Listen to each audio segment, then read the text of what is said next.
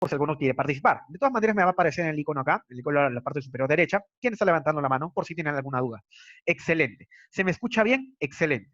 Eso es importante. Yo quiero leer el chat porque les voy a hacer preguntas a ustedes, preguntas que ustedes me van a contestar, pero no es necesario, digamos, que hagan cálculos complejos. No es necesario que ustedes hagan un algoritmo muy complejo, muy grande. No, vamos a utilizar solamente la lógica. Ya, perfecto. Estimados, les saluda Gustavo Quispe, he vuelto, I am back, pero esta vez en otra forma. Como podemos ver acá en esta fotografía de este carcinoma ductal de mama, un carcinoma ductal de mama HER2 positivo, como pueden observar, esta coloración es predominantemente membranosa. Acá tiene una apariencia de una red. Y ya, el tema de hoy es cómo ounear, que en mi idioma es cómo destrozar todo lo que diga diagnóstico, todo lo que digan pruebas de sensibilidad, pruebas de especificidad, cómo es que ustedes tienen las herramientas para poder lograr ello. Yo se los voy a asegurar que sí lo van a tener. Y es por ello que vamos a tocar los siguientes temas. Primero tenemos que saber lo que es un verdadero y un falso, y luego tenemos que saber lo que es sensibilidad y especificidad. Después pasamos a los valores predictivos y finalmente acabamos con curvas ROC. Ya, antes de continuar, quiero acudir a su comprensión de que esta clase no es para memorizar fórmulas, esta clase es para razonar, esta clase es para mentalizar y para interpretar, que eso es lo que busca este curso, interpretar cuál es la eficiencia diagnóstica de una prueba. Y es por ello que tienen que priorizar la intención que más que priorizar una fórmula. Pero ojo, les he recomendado a todos ustedes de que por si acaso tengan una tablita a la derecha que le diga la fórmula de sensibilidad, especificidad, valor predictivo positivo y valor predictivo negativo, para que nadie se atrase. Todos avanzamos, todos aprobamos. Las reglas son las siguientes. Pueden interrumpirme cuando quieran, pueden abrir el micrófono cuando quieran, la cosa es de que no me interrumpan comiendo, bebiendo, por lo tanto, si lo quieren hacer, háganlo con el micrófono apagado. Ah, bueno, aparte, como es una clase mía, es obvio que está prohibido llorar por ella y por todos sus sucedáneos, y también prohibido hacer cálculos mentales a menos que yo lo indique. ¿Por qué? Porque cuando hablamos de sensibilidad y especificidad, ustedes pensarán, ay, entonces es A sobre C más A. No, chicos, vamos a verlo de otra manera. Prohibido mirar las tablas de contingencia con cara de what the fuck, yo se los voy a explicar, y finalmente, diviértanse. Caso contrario, acá hay vara. Es una vara que probablemente no sea, es una vara que probablemente me llevan a funarme a mí, me acusen de, bueno, de todas las cosas que acusan hoy en día. Ahora, empecemos con los verdaderos y los falsos. Ustedes seguro no han escuchado el término de verdadero positivo, verdadero negativo. Ya, eso es obvio. Un verdadero positivo es que tengo un enfermo y una prueba me dice que este enfermo esta prueba es positiva. O sea, un enfermo con una prueba positiva. Eso es un verdadero positivo. En cambio, un verdadero negativo es lo mismo. O sea, es una persona sana que tiene una prueba negativa. 2 más 2 es 4. No hay nada que redundar. No obstante, hay errores. Los famosos errores tipo 1, tipo 2. Cuando ustedes avancen en el curso, cuando ustedes vean cuando ustedes vean bioestadística, un poquito de bioestadística, e incluso cuando ustedes lleven el curso de tesis, se van a chocar con esto. ¿Qué es el error tipo 1? ¿Qué es el error tipo 2? Y se van a dar cuenta que es sencillo, o sea, el error tipo 1 es el falso positivo y el error tipo 2 es el falso negativo. Ah, es Gustavo, por lo tanto me va a decir cómo voy a interpretar eso de manera sencilla. Y se los voy a decir. El falso positivo es, como pueden ver en el meme, es todo aquello de que es sano, o sea, no tiene en este caso la enfermedad, que en este contexto sería el embarazo, pero la prueba le sale positivo. O sea, es como si a un hombre le dijeran que está embarazado. Bueno, un hombre biológicamente hombre, claro. Mientras que el falso negativo es todo lo contrario. El falso negativo es que una persona enferma, o bueno, en este caso una persona embarazada, no me funen, una persona embarazada le digan que no lo es. O sea, que está sano. Es un enfermo que está sano. Digo, un falso negativo es un falso negativo, disculpen, me estoy quinzando un poco. Un falso negativo es un falso que no lo es. Un falso que no lo es. O sea, es un enfermo que está haciéndose pasar por alguien. Ya, ignoren esto. Vamos a pasar con un ejemplo. A ver, un segundo. Quiero arreglar mi micro.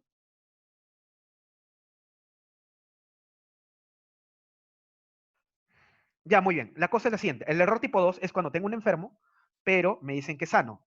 Mientras que el error tipo 1 es cuando tengo un sano, en este caso tengo un hombre que no debería estar embarazado, pero le dicen que lo es. Ahora continuemos, ya para no perder la ilusión, disculpen el pequeño lapsus mental. Esta tabla, seguro ustedes lo van a encontrar en la siguiente literatura de, ay, la hipótesis nula, la hipótesis alterna. No, chicos, no, la idea no es complicarse. La idea no es complicarse con esas tablas. La idea es tener lógica. Y yo les voy a dar una mnemotecnia para cómo reconocer que el error tipo 1 es el falso positivo y el error tipo 2 es falso negativo. Contamos el número de errores, como pueden observar en las letras coloreadas azul. En el caso del error tipo 1, yo pienso falsamente que es cierto. En otras palabras, si es cierto, es un positivo. Pero si yo pienso falsamente que es cierto, es un falso positivo. En cambio, si yo tengo un error tipo 2, yo pienso falsamente, porque es un error, yo pienso falsamente que es negativo o que es falso. Por lo tanto, falso, negativo. El error tipo 1 es 1, por lo tanto, solamente encuentro la palabra falso una vez. En cambio, en el error tipo 2, como es 2, yo encuentro la palabra falso 2 veces. En síntesis, ¿qué es lo que yo colijo? Falso positivo, error tipo 1, falso negativo. Error tipo 2.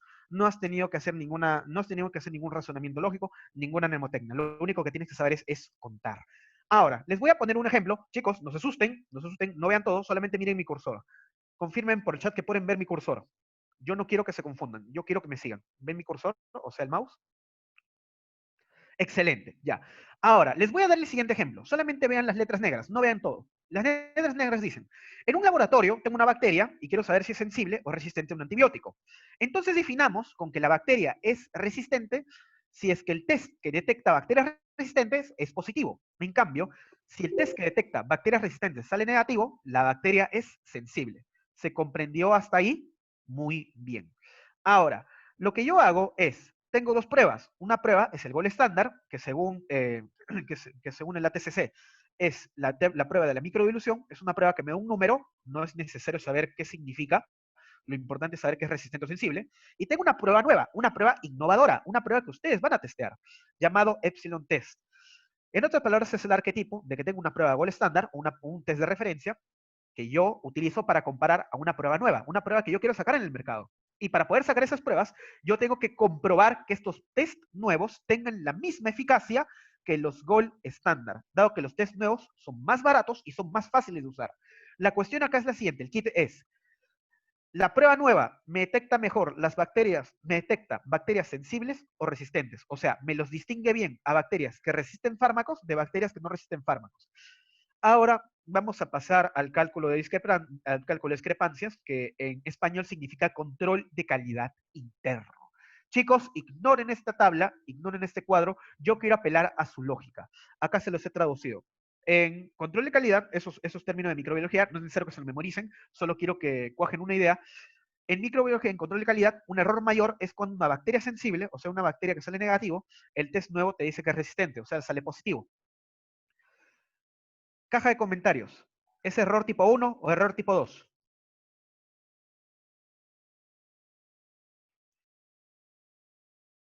Si consideramos que sensible es que la prueba salga negativo, en este caso la bacteria sensible sale negativo por el gol estándar, que vendría a ser la microbiolución, y la nueva prueba que yo quiero aplicar, el test nuevo, me sale que es resistente.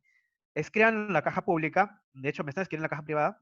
Excelente, Antonella, Gabriel, Chuntao, Nicolás. Excelente, chicos. Es un error tipo 1. Ustedes mismos me lo han dicho.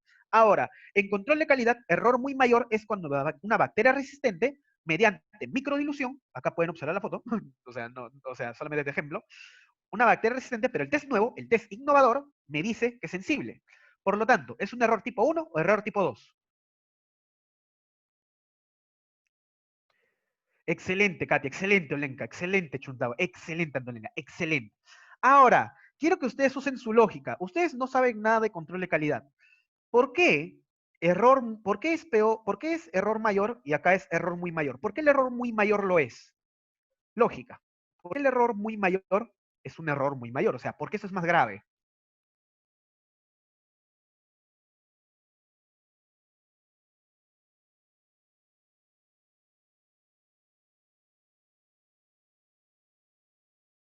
Es más grave que se me pase una bacteria resistente como sensible.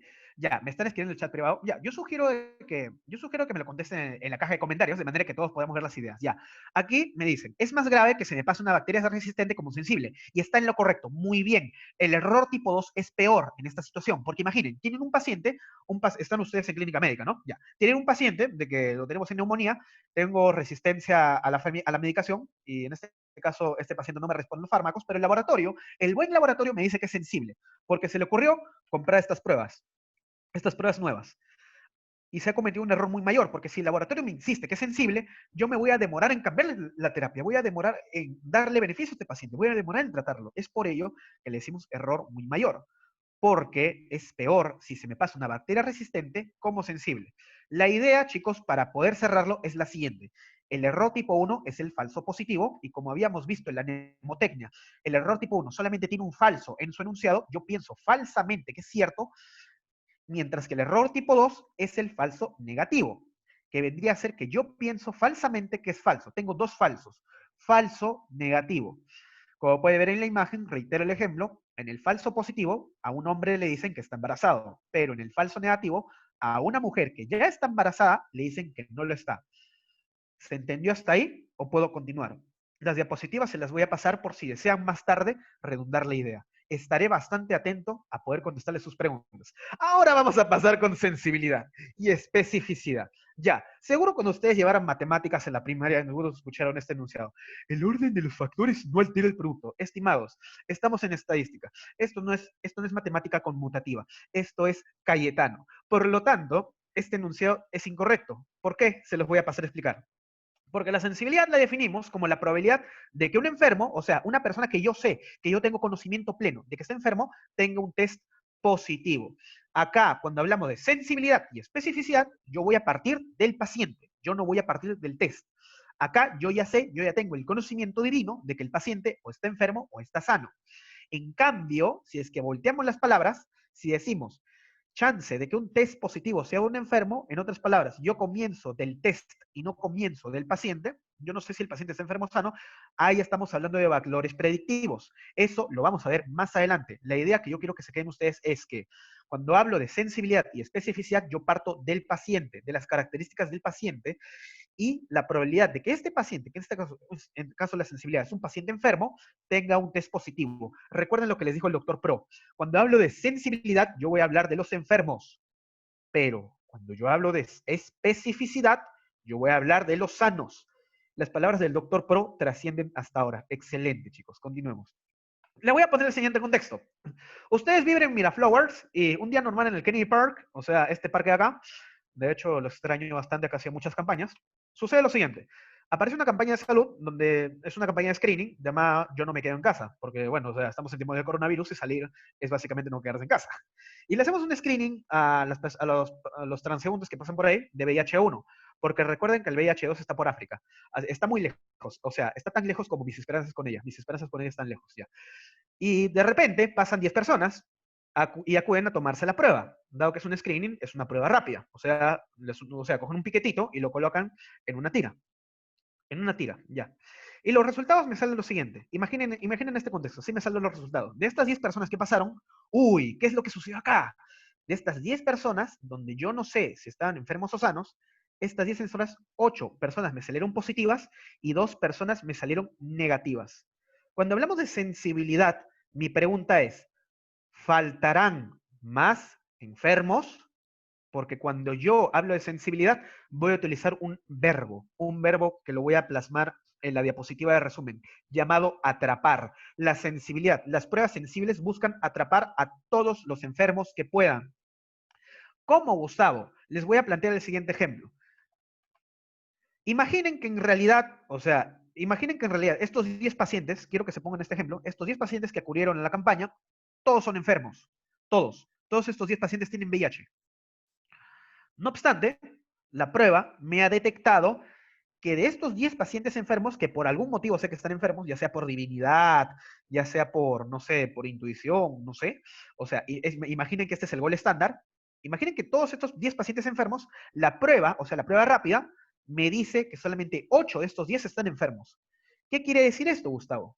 Quiere decir que cuando yo hablo de sensibilidad, yo hablo de la probabilidad, como podemos observar en esta definición, la probabilidad de que un enfermo tenga un test positivo. En este caso, si yo tengo una sensibilidad, ven la diapositiva, si yo tengo una sensibilidad del 80%, quiere decir que de todos estos pacientes enfermos, estos 10 pacientes enfermos, mi prueba, mi test rápido, me va a detectar al 80% de ellos, que vendrían a ser 8. ¿Se entendió hasta ahí?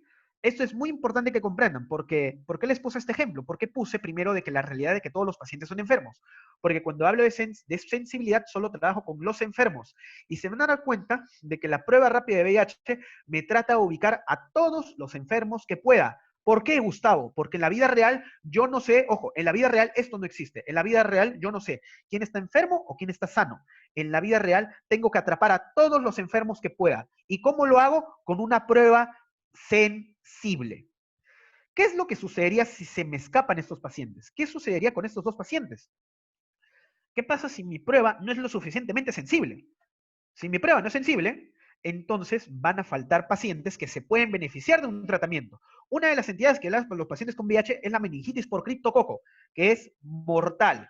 Primera causa de meningitis crónica en pacientes con VIH y es una causa que se puede tratar como habíamos explicado en un video eso recuerdo, hace un año, pero si no lo tratas, te mueres. Aparte de las otras comorbilidades, TB miliar, te puede dar herpes, te puede dar citomegalovirus, te puede dar absceso cerebral por toxoplasma, un montón de cosas, candidiasis oral. Espero que estos pacientes, me conviene que la prueba que detecte estos pacientes enfermos sea una prueba que los detecte a todos o a la mayoría. Por eso hablo de pruebas sensibles. Ahora, chicos, situación, contexto, empatía. ¿Qué sucedería si esta prueba, imaginen si les llega del laboratorio esta prueba, imaginen que es una prueba rápida, cosa que no lo es porque ese es un tubo, imaginen si esta prueba fuera suya. ¿Qué es lo que pensarían? ¿Qué es lo que pasaría, chicos? Algunos van a decir, ya, ¿qué hago para decirle a mi familia, a mis amigos, a mi enamorada? Bueno, yo no tengo, así que yo no puedo decir nada. Pero claro, o sea, esto es un ejemplo categórico. Tomar medicación diaria, asistir a controles o evitar los zoológicos, porque los pacientes con VIH no pueden asistir a zoológicos. En el zoológico es quien vive el Cryptococcus neoformans. Y como ustedes habrán visto en el curso anterior, también podemos encontrar el Cryptococcus gatti, que lo solemos encontrar en hojas de eucalipto, entre otros. Pero ¿saben qué es lo peor, chicos? No los trato, como me menciona Nicolás Amudio en el privado. Chicos, utilicen el chat público. Acá no hay vergüenza, equivóquense. Yo quiero que se equivoquen. Yo no voy a juzgar que se equivoquen. Me gusta mucho que discutamos todos. Si no los trato, sería peor. Sería peor. Por eso es el kit de las pruebas sensibles. Ya. Hablamos de una prueba muy sensible, como el caso de las pruebas diagnósticas, las pruebas rápidas de VIH. Ahora vamos a hacer una prueba rápidamente a una prueba poco sensible. Seguro ustedes, cuando llevaron parasitología, se van a acordar de la meningoencefalitis amibiana granulomatosa, que es causada por dos agentes, Balamutia mandrilaris y Acanthamoeba spp. No me acuerdo muy bien la especie. La idea es que estos pacientes que le das la amibiasis se mueren. Estos pacientes se mueren porque el diagnóstico se retrasa. ¿Y por qué se retrasa el diagnóstico? Porque, amigos, el diagnóstico de esta entidad es la biopsia. Y la biopsia, lamentablemente, no es lo suficientemente sensible. Y se los voy a resumir por qué. Porque la balamutia, que le gusta a la tierra en los fines de semana y que afecta a los inmunocompetentes, eso les puede preguntar en un examen, por cierto, suele detectarse de manera difícil porque es como buscar una aguja en un pajar. En otras palabras, me es difícil, imagínense, me es difícil de detectar en este grupo de enfermos, detectar a quienes tienen la balamutia. En el caso de la sospecha diagnóstica de meningoencefalitis amibiana granulomatosa, que es un paciente que suele venir del norte, llámese Piura, llámese Chiclayo, o que haya tenido antecedentes de trabajar con la tierra. La cosa es la siguiente. Ustedes, estudiantes de cuarto año, esta es la biopsia. En esta biopsia quiero que me ubiquen o quiero que me digan más o menos dónde están los trofozoitos de la malamutia. ¿Dónde están? ¿Por el centro, por arriba, por abajo, por la derecha o la izquierda? Para que se den una idea. Quiero que se contextualicen, para que se les grabe lo que es sensibilidad.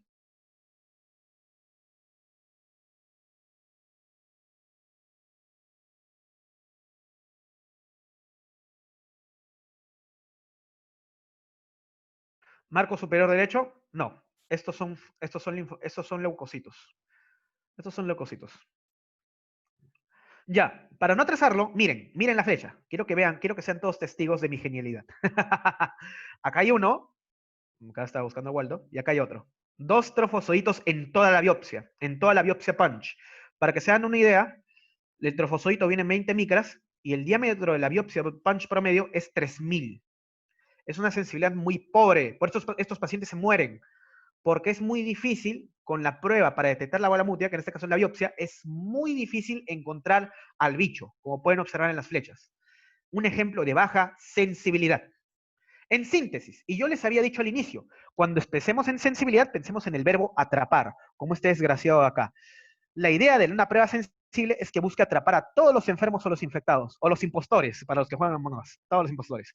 Necesitamos atrapar a todos los que podamos. Y nos conviene hacerlo. ¿Por qué? Porque en una prueba sensible les van a preguntar este examen, nos conviene hacerlo porque si no detecto a esos enfermos, como me había dicho aquí por el chat Nicolás Amudio, sería grave si no los trato, se pueden morir. En el caso del VIH, ¿qué sucede en el COVID?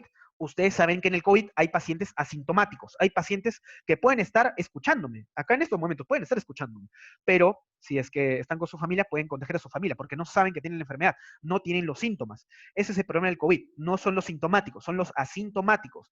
Es por ello que me conviene tratarlo, o en este caso aislarlo, con las pruebas sensibles para detectar el mayor número de enfermos posibles. Y ya, chicos, para el tema de las fórmulas, ya que ustedes me insisten con las fórmulas, lo único que necesitas para calcular sensibilidad es lo siguiente. Saber cuántos atrapaste, como este desgraciado acá, o sea, el verdadero positivo, todos los enfermos que lo son, y los que no pudiste atrapar.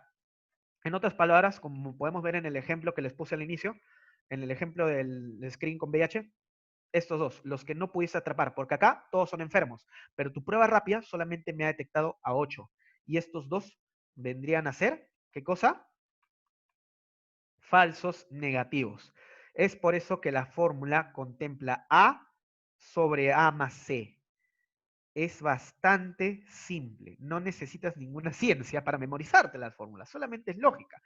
Para avanzar especificidad, recuerda, la sensibilidad, una prueba muy sensible, reconoce como positivos a todos los enfermos posibles. Y una vez el doctor Medina me dijo, en clase, por supuesto, es una prueba sensible y sale negativo, no discutas. ¿Por qué? Porque la prueba sensible me ubica a todos los enfermos. Y si según la prueba sensible, la prueba ubica enfermos, me dice que no eres uno, entonces el valor de una prueba sensible es cuando te sale negativo. Si tú en un screening, en una prueba que busca a todos los enfermos, que los abraza a todos los enfermos, tú no entras en esa categoría, quiere decir que a pesar de la capacidad de la prueba, tú saliste negativo. No te tienes que preocupar más. Ese es el chiste de las pruebas de screening. Si en un screening sales positivo, vas a pasar una confirmación. En cambio, si es que tú en un screening sales negativo, felicidades, a tu casa, feliz. Y 20 segundos de lavado de manos. Ya, chicos. Ahora, vamos a pasar a especificidad. Pero antes de continuar, ¿alguien tiene alguna pregunta? ¿Quedó claro? Quiero saber.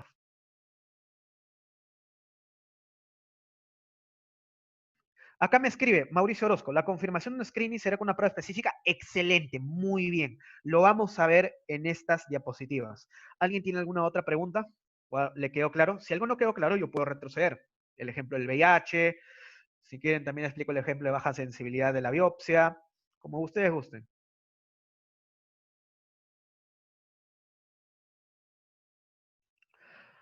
Bueno, quedó claro como el agua, como nos dice su compañera. Ya, empecemos. Especificidad.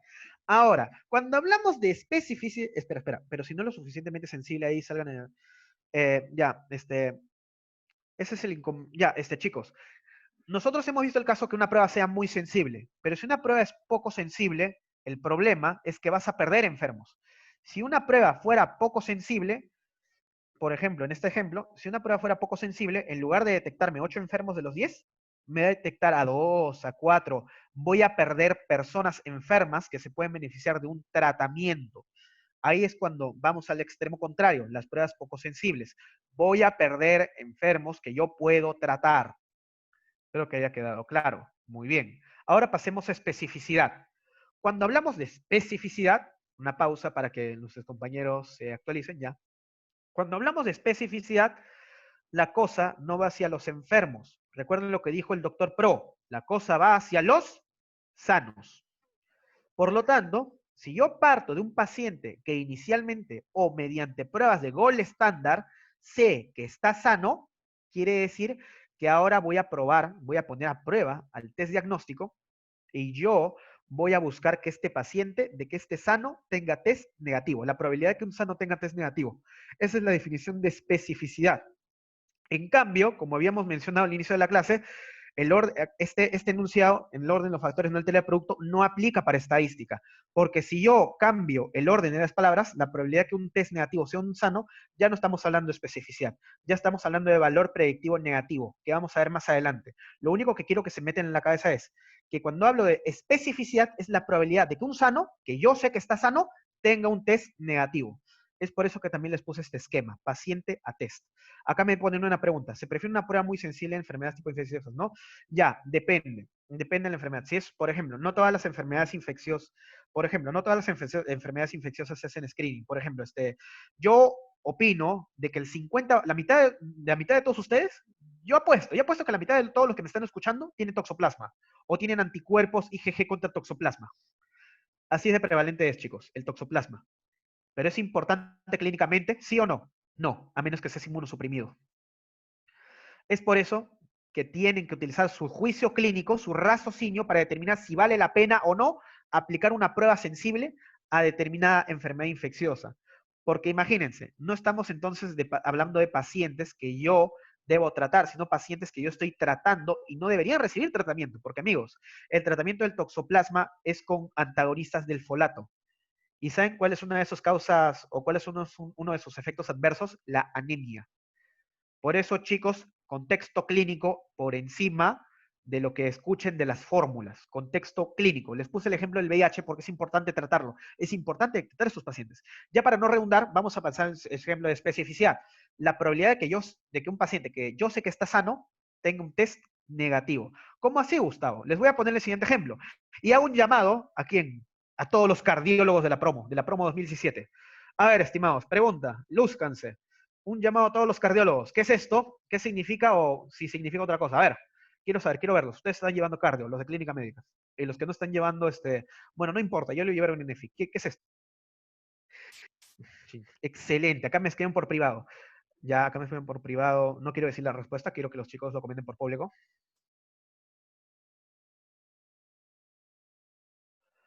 O, más que la enfermedad, más que lo que pueda significar esto, también díganme qué significa este electrocardiograma. Y es curioso, porque solo te estoy mostrando dos derivadas. Chicos, reitero, no tengan miedo, escríbanlo en público. O sea, yo no los voy a juzgar. Excelente, Álvaro Bruno Arón. Excelente. Valiente nuestro compañero. Hipertrofia ventricular izquierda. Acá los demás compañeros que me respondieron por privado, muy bien. Hipertrofia ventricular izquierda. ¿Y cómo se llama este signo?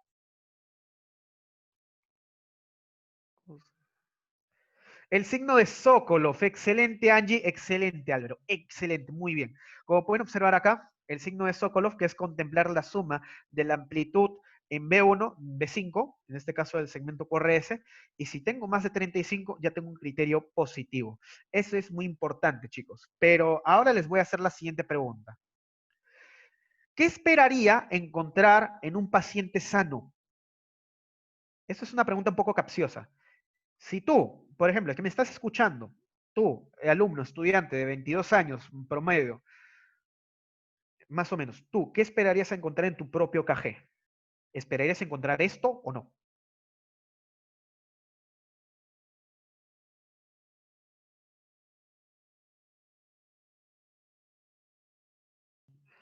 No, muy bien Angie, muy bien Carmen, excelente, no, muy bien Mauricio, que me escribe en privado. No, no espera encontrarlo en un paciente sano.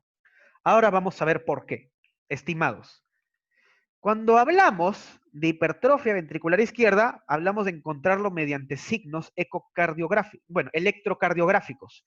No solamente tengo el Sokolov, tengo el McPie, al Grand, al Siegel. Ustedes lo van a ver en su temible TBL15 de electrocardiograma, que mató a todos. A mí casi me mata incluso.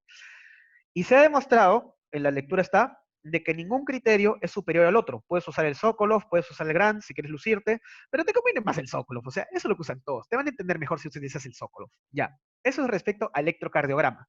Ahora veamos sus cifras de sensibilidad y especificidad. Quiero sus opiniones, ya que hemos discutido sobre sensibilidad. ¿Qué opinan de esta sensibilidad del 50% del Sokolov? Recuerden que en sensibilidad hablamos de pacientes enfermos. ¿Qué opinan? Opiniones en la caja de comentarios.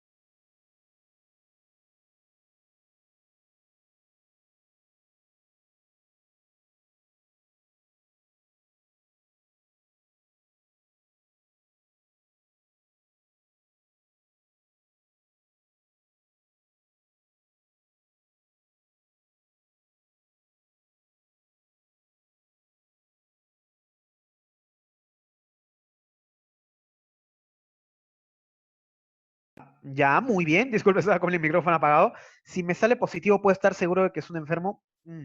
No necesariamente. Te voy a explicar por qué. Es como tirar una moneda. Ahí está. Por eso les puse el dibujo. Ya. La respuesta es lo posible. que subestima el diagnóstico. No, ya. Les voy a explicar, chicos.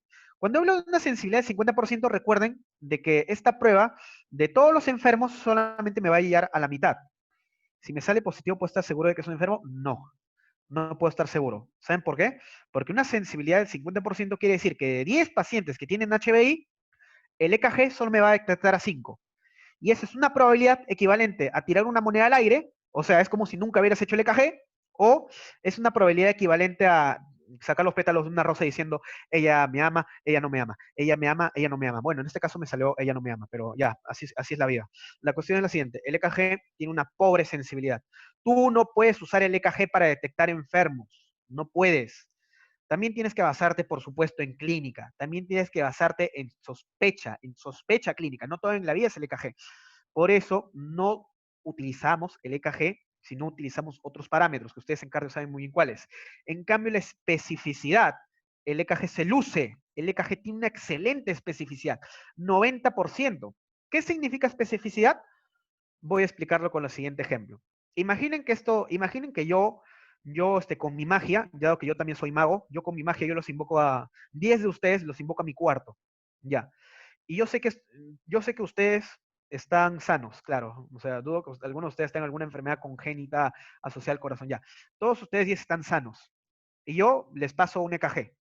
No sé dónde, pero con mi magia materializo un EKG. Una máquina de EKG. Ya. Adivinen qué. El EKG me arroja lo siguiente.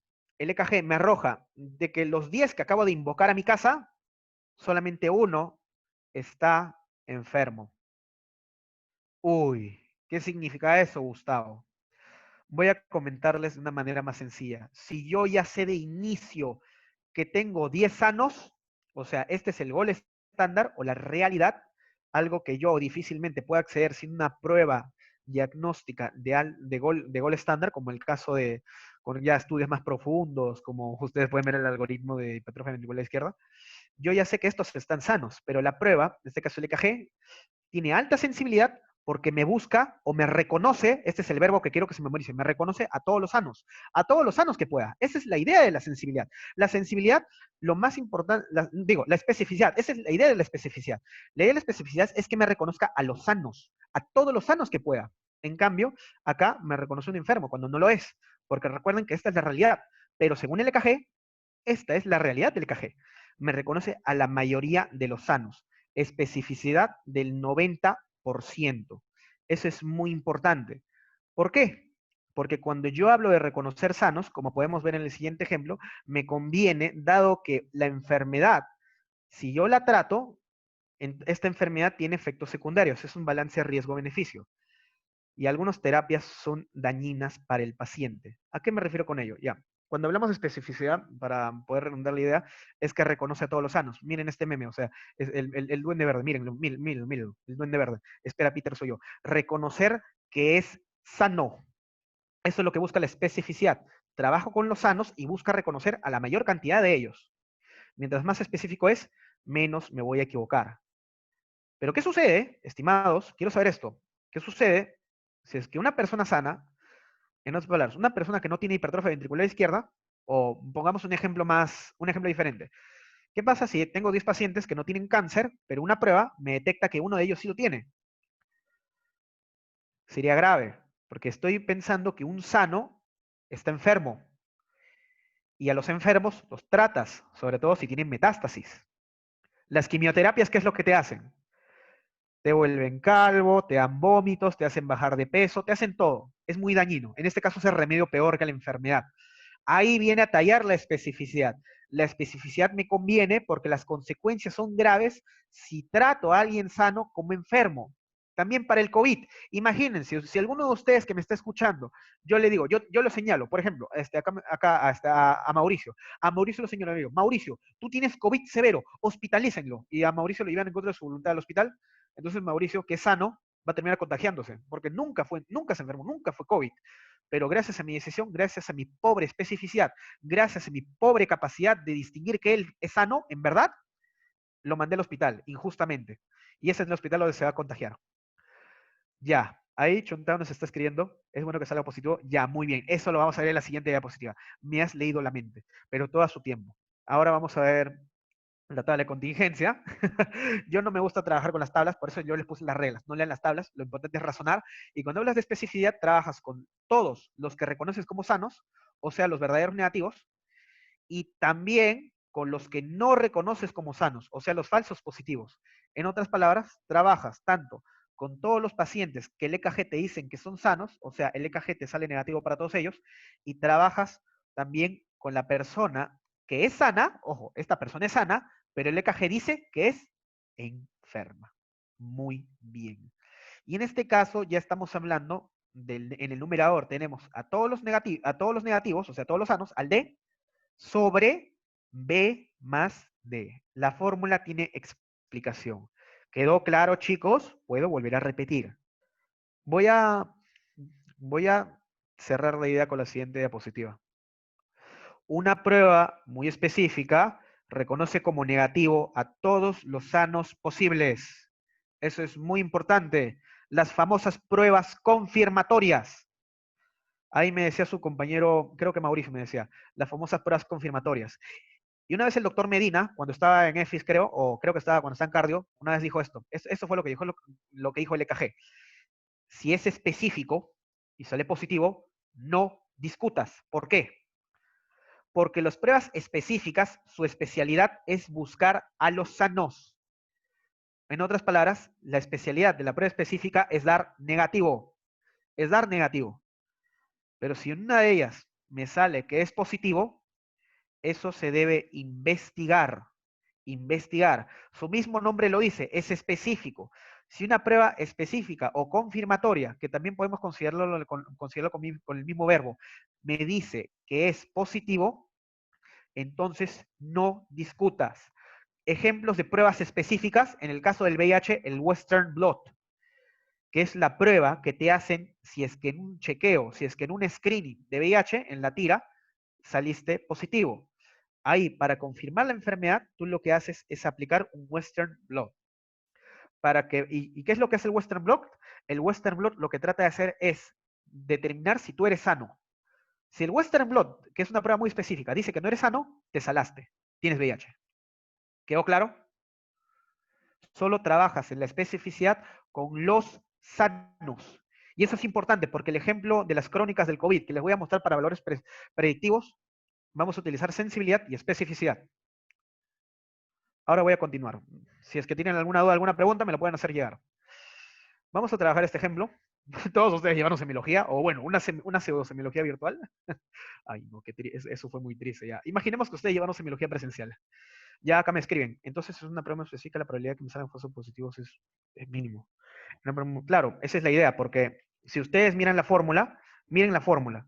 Si ustedes quieren hacer un aprendizaje basado en fórmulas, un fórmula based learning, algo que no recomiendo, se van a dar cuenta de que la especificidad llega al 100% mientras el denominador sea igual al numerador.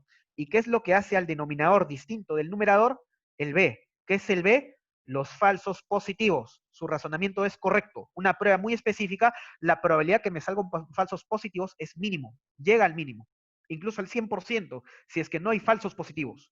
Muy bien, excelente razonamiento. Ahora continuemos. Veamos este siguiente ejemplo. Todos ustedes llevaron una semiología virtual, así que disculpen, yo no pensaba en eso cuando estaba elaborando estas diapositivas.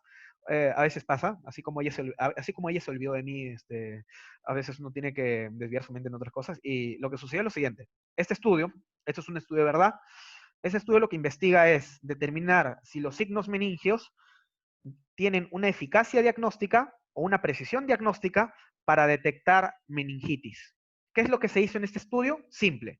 En este estudio lo que se hizo fue tener a un pool, a un grupo de pacientes con sospecha, ojo, escúchenme, sospecha de meningitis, no digo que tengan meningitis, sino que tienen sospecha de meningitis, reúno aproximadamente 200 gatos, bueno, acá fueron más, y a todos esos pacientes les hago una prueba confirmatoria, una prueba gold estándar, como el líquido cefalorraquídeo.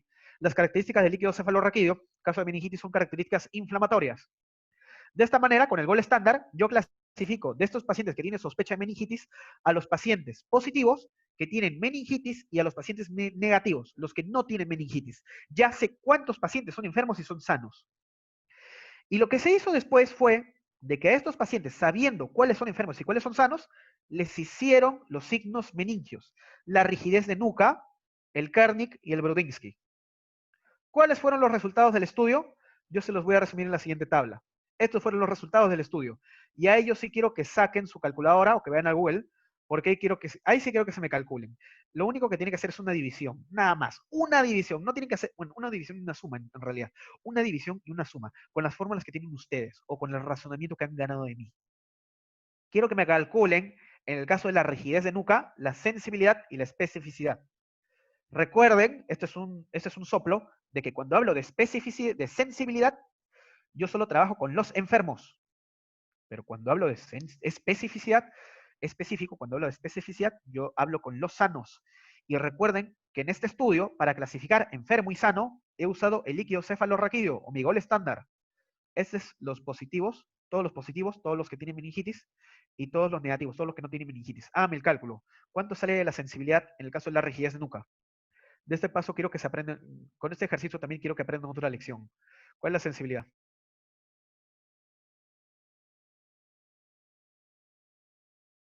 Chicos, insisto, no me escriban en el privado. En todo caso, si me vuelven a escribir al privado, voy a mencionar nombre también. Ya, excelente, Carmen, excelente, Gabriel, excelente, yo. Bueno, Chuquetado, excelente, 30%. Muy bien. La probabilidad de que la rigidez de nuca me atrape a todos los pacientes con meningitis es 30%. Solo me va a atrapar un tercio. Es una sensibilidad muy pobre, bastante pobre. Si es que ustedes hubieran tenido la oportunidad de ver semiología, o si es que intentaron tratar de buscar la rigidez de nuca a un paciente, y no a un paciente con meningitis, y no lo encontraron, no se sientan mal. No se sientan mal. Acá esto es lo que dice la ciencia. La sensibilidad de la rigidez de nuca es pobre para detectar pacientes con meningitis. Ahora vamos a la especificidad de todos los sanos. ¿Cuál es la especificidad de la rigidez de nuca?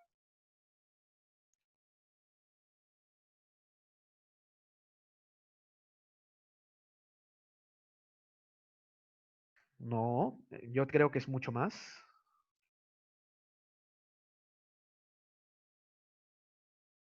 Sí, creo que sí, disculpen, creo que me confundí con otro número. Disculpen, disculpen. Sí, ustedes están en lo correcto. Muy bien, Samudio, excelente. Tú lo dijiste primero. 68%, 68%. ¿Eso qué quiere decir? Que la prueba, si es que yo tengo 10 pacientes sanos, entonces en 4 de ellos yo voy a encontrar rigidez de nuca, porque en 6 de ellos yo lo voy a encontrar negativo. Tiene una especificidad relativamente baja. Y saben que, discúlpame, Samudio, es verdad, discúlpame. Si es que yo tengo una especificidad del 68%, que bueno, si son optimistas es 70%, pero si lo ven como yo lo veo, es 50%. Es una probabilidad equivalente a tirar una moneda al aire. ¿Para qué lo haces? Ahí se dan cuenta de lo que yo me refiero. Ay, no, ¿qué hice? ¿Qué hice? Ya. Calcúleme la sensibilidad del Kernick. Muy bien, Álvaro Arón, muy bien, 5%. Imagínense, chicos, imagínense de que ustedes están en semiología, el doctor les dice, ay, estudiantes, acá hay un paciente con meningitis, y ustedes le hacen el Kernick, ustedes hacen todo lo que dice el video, todo lo que dicen los steps, el clinical key, y no les sale. Chicos, no es por su culpa, no es porque lo hicieron mal, sino es porque su sensibilidad es muy pobre, es bastante baja la sensibilidad del Kernick. Y como mencionó su compañero Samudio, la especificidad es del 95%. ¿Eso qué quiere decir? Quiere decir que si a todos ustedes, lo que me están escuchando, les hago el Kernick, a todos ustedes, solamente a 5, si es que ustedes son 5, solamente a 5 les va a salir solamente a 5 les va a salir positivo. Al resto no le va a salir nada. El Kernick es específico para la meningitis, pero es poco, muy poco sensible. ¿Y por qué les pongo estos ejemplos? Porque no solamente sensibilidad y especificidad es hacia pruebas de laboratorio, no. También son hacia maniobras clínicas, son también hacia la anamnesis. Los criterios diagnósticos son eminentemente clínicos. Por ejemplo, en el Parkinson.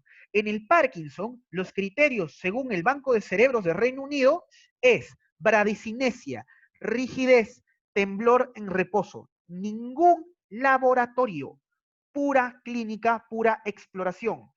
Todo ello, si es que les preguntan en su examen, porque eso es pregunta, todo ello también es un test diagnóstico. Acá, ven, maniobras semiológicas también son test diagnósticos. Todo en su tiempo lo que han estado haciendo en semio, o bueno, lo que pudieron hacer en el semio que tuvieron presencial, han sido test diagnósticos. Todos hemos vivido engañados. Y con el Brudinsky, como podemos ver por acá, también tiene la misma sensibilidad. Una sensibilidad pobre y una especificidad alta. Muy bien, chicos. ¿Hasta ahí quedó claro? ¿Tienen alguna duda?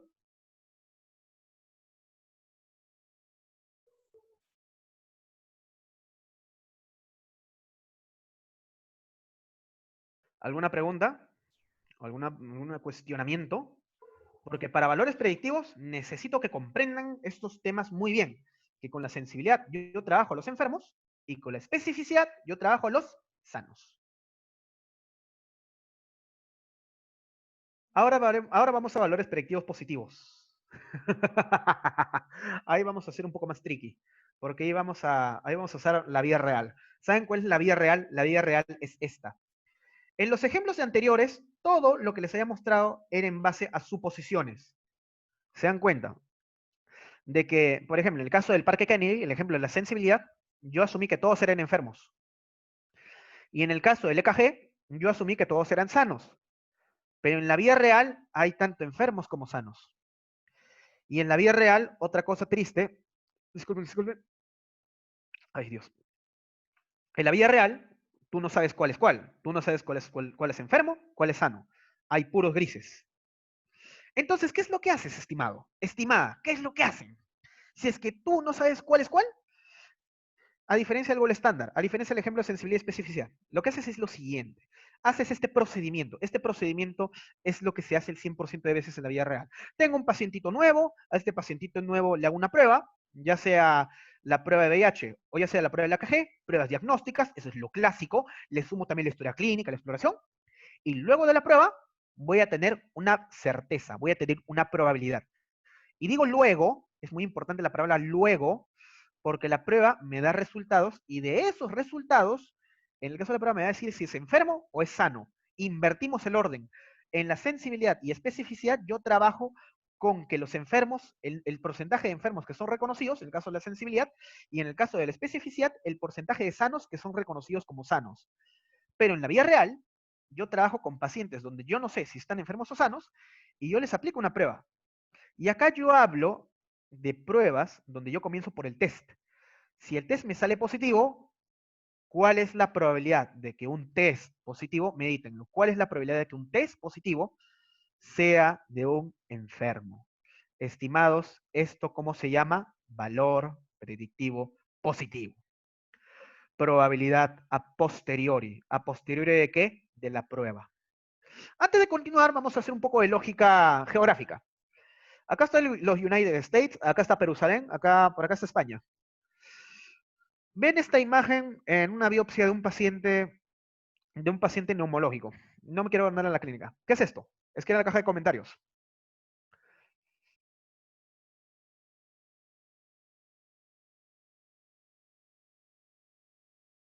O sea, yo no me refiero a la enfermedad, yo me refiero al hallazgo. ¿Qué señalan las flechas? Imaginen que es una biopsia de pulmón. ¿Qué señalan las flechas? Bueno, muy bien, Chuntao. Forman parte de un granuloma, pero específicamente esas cosas gigantes, gigantes, gigantes, ¿qué es? Excelente, excelente, Álvaro. Disculpa, no te leí. Células gigantes de tipo Langhans. Ya, eso es una prueba diagnóstica. Y ya, ahora la duda es la siguiente. Este hallazgo, ¿qué significa en el Perú? ¿O qué puede significar en el Perú? ¿Qué es lo más probable? Excelente, TB, tuberculosis. Ahora vámonos al viejo mundo. ¿Qué significa este resultado? ¿Qué puede significar este resultado en España?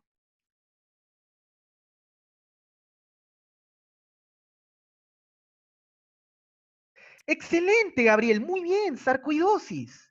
Sarcoidosis en España. Recuerden, chicos, y esto es un mantra. Cuando hablas de valores predictivos, lo que importa, acá entra a tallar, entra a jugar la prevalencia. Es muy importante, como ven acá, de que los valores predictivos dependen de la prevalencia.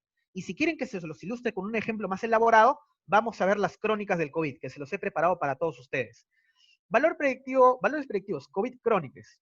Voy a contarles las historias de Gustavo el médico Gustavo el internista, porque yo quiero ser patólogo. Ya.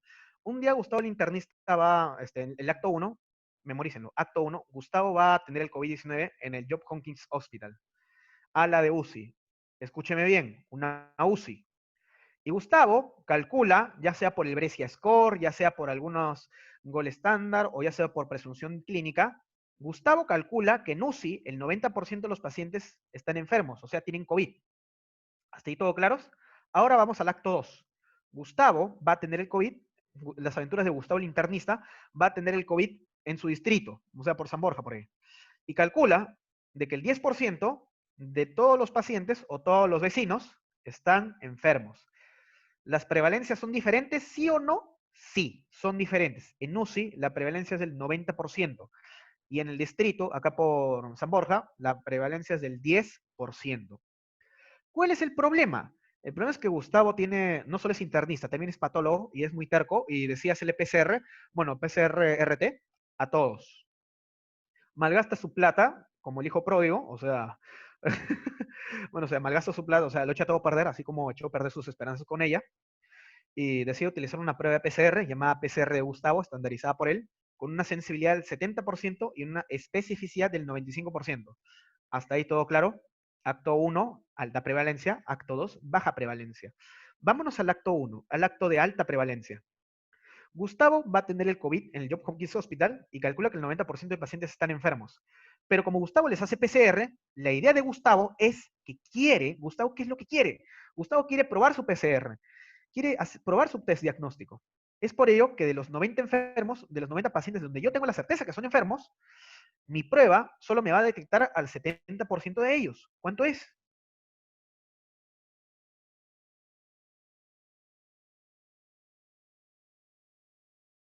Esto es para que calculen. Y, o sea, es un cálculo simple. O sea, no tiene 63. Muy bien. 7 por 9, ¿cuánto es? 63. Eso lo aprendieron en la primaria.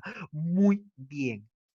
Y en cambio, como el PCR dice que de todos los enfermos, el PCR solo me detecta a 70 de ellos como tales, o sea, 63 verdaderos positivos, como hay 90 enfermos, ¿cuántos serían los falsos negativos? O sea, los pacientes enfermos que se dieron como sanos, 27.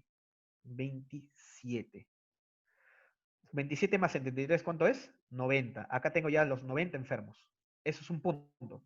Pregunta para el público. Razonamiento. ¿Qué es lo que me conviene? ¿Asumir que el 90% de los pacientes en UCI tienen COVID? ¿O el PCR? Que 63 o el 70% de los pacientes, digo, el 63 de 100 pacientes o el 63% tiene COVID. ¿Qué es más seguro para mí? ¿Asumir el 90% o asumir el 63%? Excelente, Gabriel, muy bien, asumir. Porque imagínate si yo me baso en las pruebas del PCR. Si yo me baso en el PCR y no en mi intuición clínica, se me van a escapar 27 pacientes que están enfermos, pero que el PCR me los cataloga como sanos. Y estos 27 pacientes me van a contagiar al resto. Y será grave, por supuesto. ¿Entendieron el ejemplo?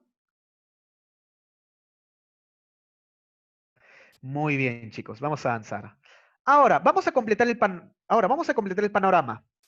Vamos ahora a aplicar, como la prueba es tiene sensibilidad y especificidad, vamos ahora a aplicar la especificidad de la prueba. Recuerden que cuando hablo de especificidad, recuerden que la especificidad del PCR Gustavo era 95%. Acá tengo 10 sanos, 10 pacientes sanos. Por lo tanto, si el PCR me detecta el 95% de todos los sanos, entonces me va a salir aproximadamente 9,5. Pero como no hay pacientes o no hay seres humanos que pueden vivir por la mitad, bueno, salvo algunas excepciones, entonces lo voy a redondear, voy a ponerle 10. Según el PCR, 10 pacientes sanos son sanos. Mientras que ¿cuánto tengo de falsos positivos? O sea, ¿cuántos de estos pacientes sanos el PCR me dice que son enfermos? Ninguno. Muy bien, chicos. Ahora, la pregunta para el público es, ¿cuál es la probabilidad, lean bien la pregunta, cuál es la probabilidad de que un resultado positivo, o sea, miren este panorama, miren este panorama. ¿Cuál es la probabilidad de que un resultado positivo, porque yo parto de un paciente donde yo no sé nada, cuál es la probabilidad de un resultado positivo pertenezca a un paciente enfermo? ¿Cuál es la probabilidad de que un resultado positivo sea de un paciente enfermo?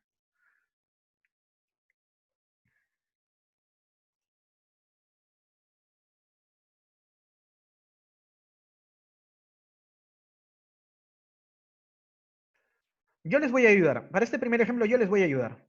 Bien.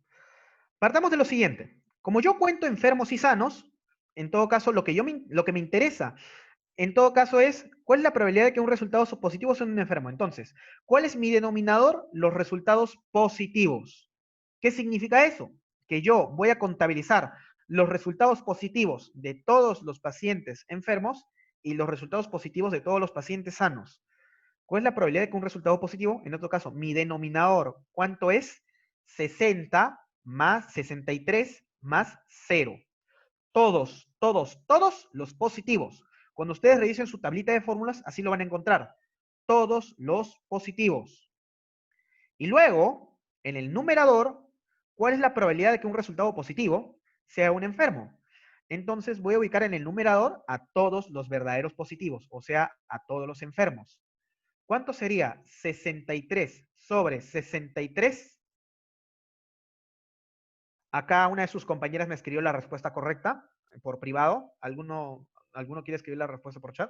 Bueno, Gabriel, no es 70%, 70% de la sensibilidad.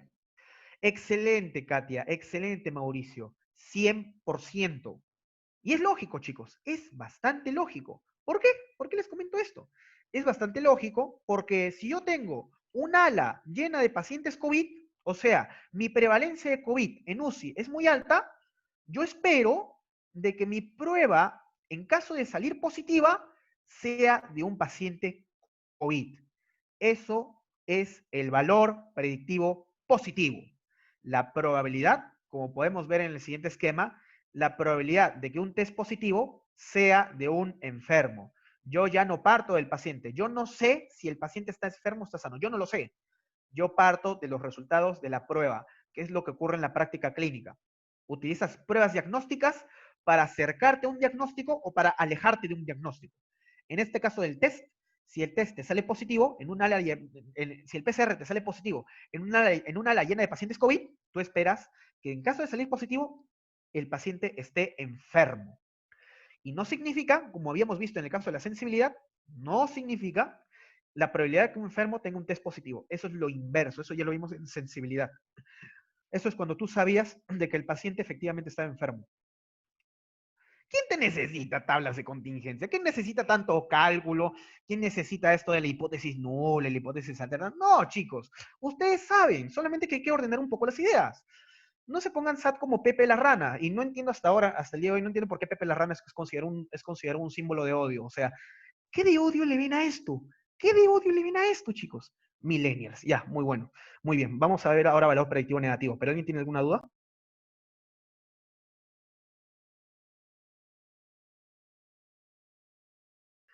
¿Entendieron qué es el valor predictivo positivo? ¿O entendieron que... ¿Puedes explicar una vez más? Ya, lo voy a explicar una vez más. El valor predictivo positivo es que yo tengo un paciente anónimo, yo tengo un paciente donde yo tengo una sospecha, pero yo no sé si está enfermo o está sano, dado que no le hago el gol estándar. Yo tengo un paciente X, y este paciente, yo le hago una prueba, y la prueba, en caso de salirme positiva, el valor predictivo positivo es la probabilidad de que una prueba positiva sea de un enfermo. La probabilidad a priori, Olenka, es la prevalencia. Muy buena pregunta, excelente pregunta. La probabilidad a priori, como habíamos visto en estos ejemplos, es la prevalencia. En el caso de UCI, la probabilidad a priori es 90% de que tenga COVID. Y la probabilidad a priori del distrito de San Borja de que el paciente tenga COVID es el 10%. Excelente, muy bien, muy buena pregunta. La idea, el kit del asunto es que como el valor predictivo depende de la prevalencia, en un entorno de alta prevalencia, como el caso de una UCI, de una unidad de cuidados intensivos, la probabilidad de que un PCR me salga positivo, la probabilidad de que un PCR positivo sea de un paciente enfermo, de un paciente con COVID, es altísima, 100%. Ustedes ya lo han calculado. Vamos a ver el ejemplo inverso más adelante, pero hasta ahora quiero comprender si es que han terminado de entender lo que es valor predictivo positivo. ¿Lo puedo explicar una vez más? Lo puedo hacer. Estoy a su disposición.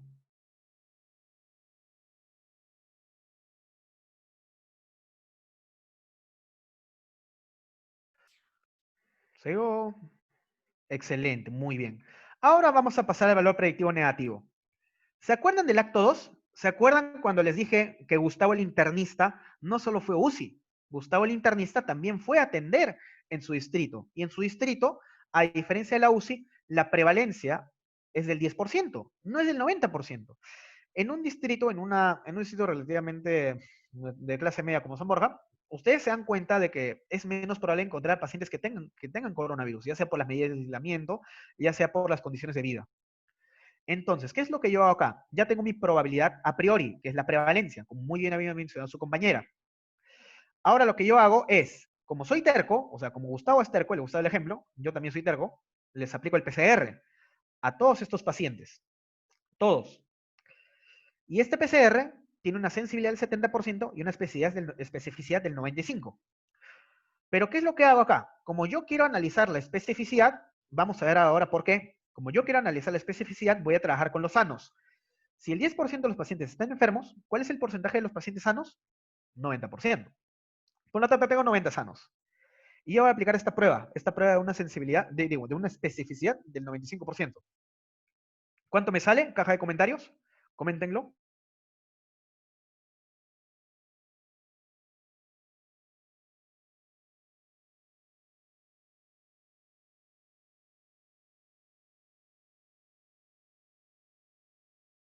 O sea, yo les pido, o sea, multipliquen 90 por 95%. ¿Cuánto sale?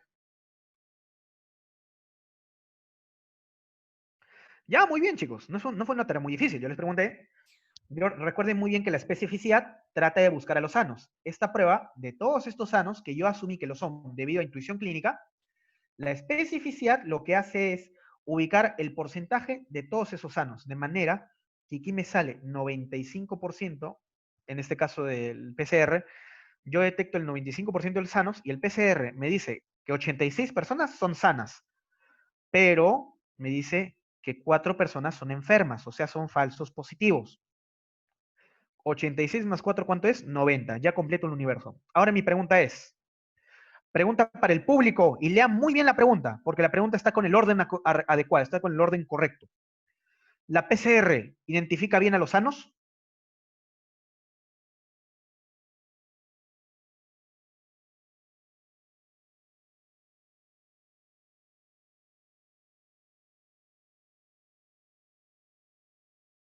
Caja de comentarios. Sí, no, me opongo. Muy bien, Carmen. Excelente, pero un 95%. Ya. Yo quería que contestaran eso, 95%. ¿Por qué? Porque acá hay una trampa. Acá hay una trampa. Pero no se preocupen, siéntese orgulloso de ser parte de la trampa. Yo estoy bastante orgulloso de que ustedes, por medio de razonamiento, van a llegar a la respuesta final. La cuestión es la siguiente. Acá te preguntan, ¿la PCR identifica bien a los sanos? ¿Qué significa esto? ¿Esto es especificidad o esto es valor predictivo negativo? Esto es valor predictivo negativo. ¿Saben por qué? Porque en caso de ser especificidad, la pregunta sería, ¿los sanos son identificados por la PCR? Esa es la pregunta para especificidad. Pero para valor predictivo negativo, yo parto no del paciente, yo parto del test. Y la pregunta es, ¿la PCR identifica bien a los sanos? En otras palabras, si la PCR me sale negativo, ¿cuál es la probabilidad de que los resultados negativos sean de un sano?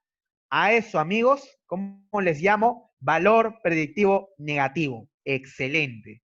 Ahora vamos a completar el panorama. Ya que recuerden que la prevalencia, les puede parecer el mismo ejercicio, pero algo que cambió. Acá cambió la prevalencia. Ya no estamos en una UCI, ya estamos en un distrito. Y acá la prevalencia es de 10%. Entonces, yo trabajé con los enfermos, yo trabajé con los sanos, yo trabajé con 90 sanos.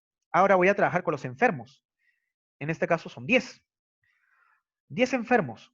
De todos los 10 enfermos que hay, ¿cuánto me los detecta el PCR? Caja de comentarios.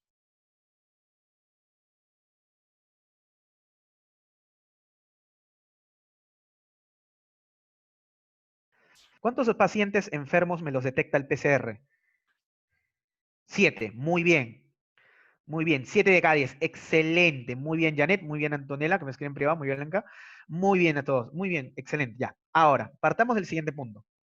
Pregunta al público. Pero antes de continuar, vean, pero antes de continuar, pregunta al público. ¿Cuál es la probabilidad de que un resultado negativo sea de un sano? Que es equivalente a la pregunta. ¿La PCR identifica bien en los sanos? ¿Cuál es la probabilidad de que un resultado negativo, acá ya estamos hablando de resultados, no estamos hablando de enfermos o sanos, cuál es la probabilidad de que un resultado negativo sea un paciente sano? Caja de comentarios.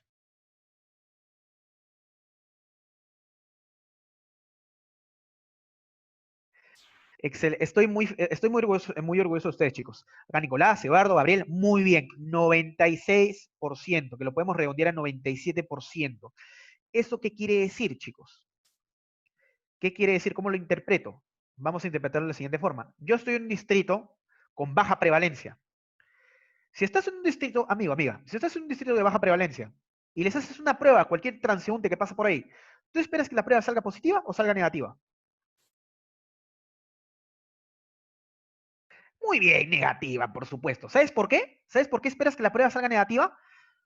Por la probabilidad, por el valor predictivo negativo. Tú, en caso de una prueba negativa, el 95%, el 97% de veces corresponde a un paciente sano. Ese es el valor predictivo negativo, amigos. La probabilidad de que un resultado negativo, porque tú empiezas con la prueba, no empiezas con el paciente, tú empiezas con la prueba, sea de un paciente sano. Lo que hicieron acá, la operación que hicieron acá fue contabilizar el total de negativos, que vendría a ser los negativos de los enfermos, que en este caso son los falsos negativos, y los negativos de los sanos, que en este caso, como son sanos, como sanos, es sinónimo de ser negativo, acá es verdadero, tú contabilizas el total de negativos, 86 más 3, 97, y en el numerador, ¿qué es lo que colocas? A todos los sanos. 86 entre 89, 97%. Muy bien, chicos. Por lo tanto, ¿qué es el valor predictivo negativo? ¿Qué es estrictamente? La probabilidad de que un test negativo sea de un sano, que es distinto a la especificidad, donde la probabilidad de que un sano tenga un test negativo. Porque recuerden que en el ejemplo de la especificidad, yo ya tenía el conocimiento que 10 pacientes eran sanos. Y mi test específico lo que hacía era reconocer todos los sanos que podía. Eso es especificidad. Pero en valor predictivo negativo es diferente. En valor predictivo negativo, acá yo parto del resultado del test y la probabilidad de que ese resultado sea de una persona sana. Valor predictivo negativo. El orden de los factores altera el producto. Esto no es matemática conmutativa. Les voy a dar un ejemplo más sencillo para los que, para los que quizás no entendieron bien lo que es valor predictivo negativo. ¿Ustedes conocen a este desgraciado? Mírenlo, mírenlo. Miren, lentes, acá está su carnet, acá está incluso su nombre. Miren, miren. ¿Ustedes conocen a este desgraciado? Caja de comentarios. Sí, ya, muy bien. Lo miren. Es un... ok, ok. No voy a comentar lo que me pusieron por privado. Ya. Imaginen que este desgraciado dice lo siguiente. Imaginen eso. Imaginen que este desgraciado dice lo siguiente. Dice que jalé pediatría. O sea, este desgraciado dice que jaló pediatría. Miren, miren, miren, miren. Ahora, pregunta para el público y coméntenlo en números. ¿Le crees? Alternativa uno o A, sí. B, no. C, es el dios de clínica médica o D, amo Salcom. A ver, caja de comentarios, ¿cuál es su opinión?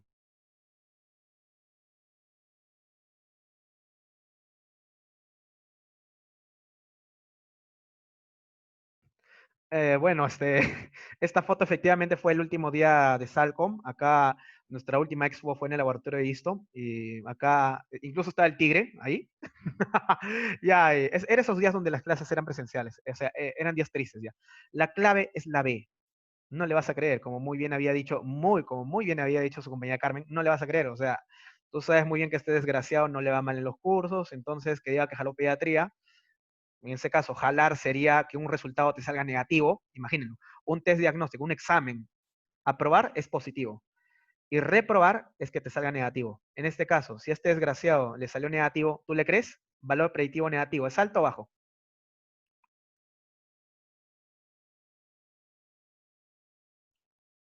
Excelente, Carmen, excelente, Eduardo, muy bien, bajo, porque un resultado negativo, que en este caso es jalar el examen, tú no le crees, tú no le crees.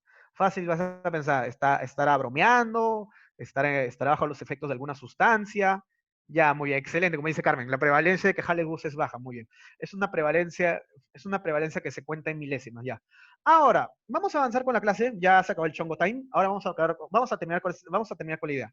¿Por qué los actos son diferentes? O sea, ¿por qué les puse acto 1, acto 2? Un acto de alta prevalencia y un acto de baja prevalencia, para poder ponerles ejemplos de valores predictivos positivos y valores predictivos negativos.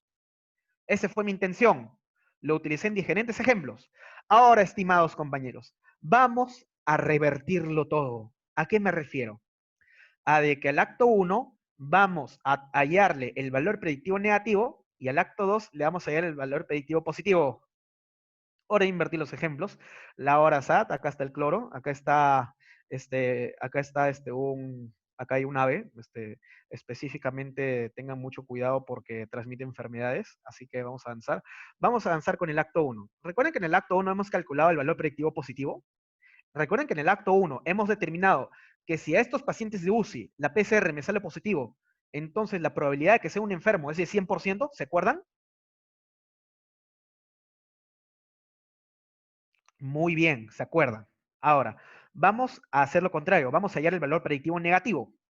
Si el 90% de pacientes de UCI están enfermos, entonces se colige o se deduce que el 10% están sanos. Por lo tanto, Gustavo, ¿qué es lo que se trabaja con los sanos? ¿La sensibilidad o la especificidad?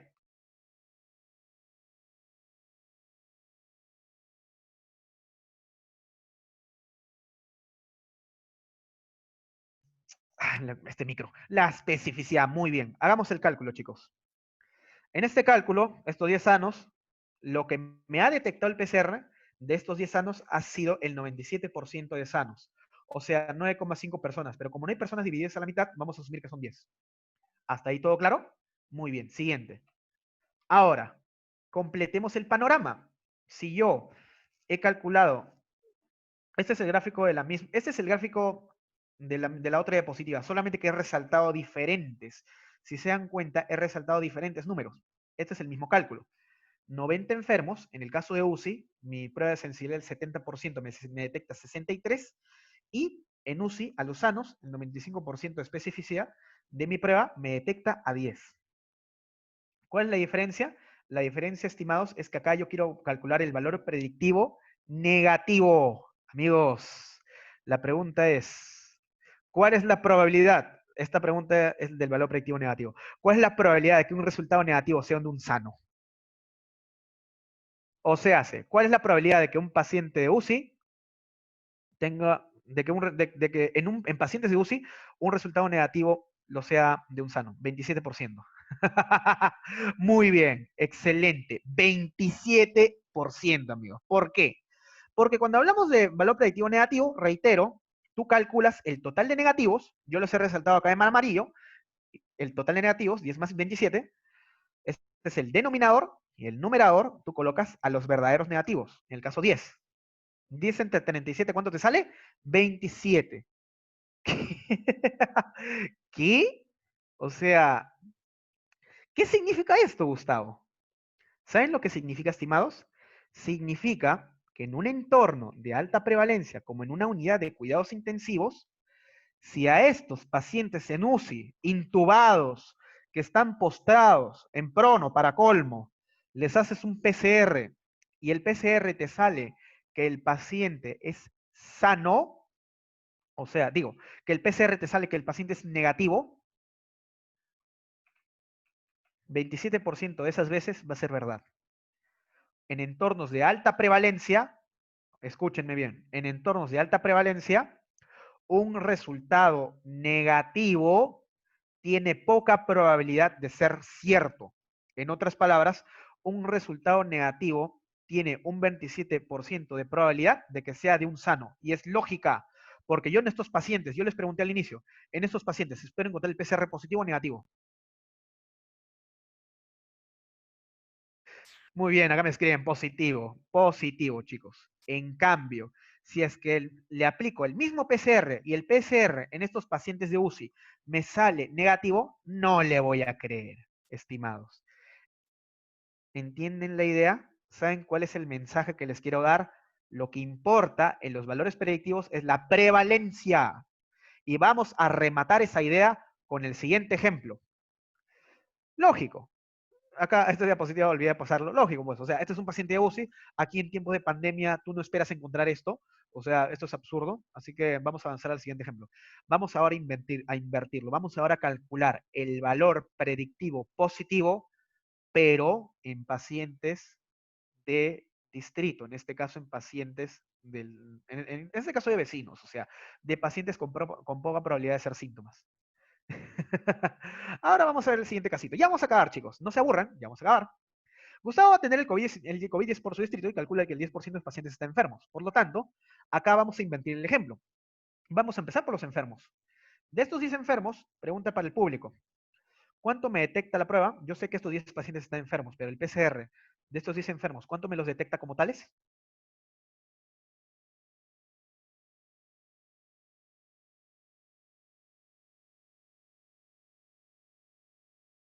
7, muy bien, disculpen el miro. Excelente, 7. Ahora continuemos. Completemos el panorama. Este es el mismo gráfico, ¿se acuerdan? Este es el mismo gráfico, solo que adicional al número de enfermos, acá podemos hacer el cálculo, he calculado, he calculado los resultados en el grupo de sanos. De 90 sanos, mi PCR tiene un 95% de probabilidad de detectar al total de ellos. Por lo tanto, mi PCR, ¿cuánto me detecta de sanos? A 86. ¿Y cuántos falsos positivos me detecta el PCR en los sanos? 4. Pregunta para el público. ¿Cuál es la probabilidad de que un resultado positivo sea de un enfermo en este entorno de baja prevalencia, como el distrito de San Borja? Pregunta. Vamos, chicos, esto es fácil. Ustedes ya han hecho 3 cálculos. ¿Por qué no 4?